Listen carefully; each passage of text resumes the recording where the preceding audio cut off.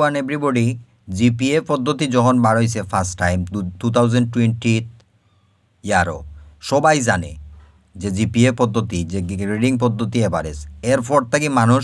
24টা generation কেউ বাংলাদেশও job করে কেউ ইন্টারন্যাশনালভাবে জব করে এর ভিতরে আমি সবচেয়ে ফিসে আমার জেনারেশনের ভিতরে আমি সবচেয়ে ফিসে আমার একটা জবর দরকার না বাংলাদেশও 40 লাখ টাকার কৌটাও আমি পাইছি না চাকরিত 10 লাখ টাকার কৌটা তো অ্যাপ্লাই করছি পাইছি না 1 লাখ টাকার কৌটার ভিতরে অ্যাপ্লাই করছি প্রধানমন্ত্রী হইতাম তাও পাইছি না ফেইলার হয়েছি যোগ্যতার দিক থেকে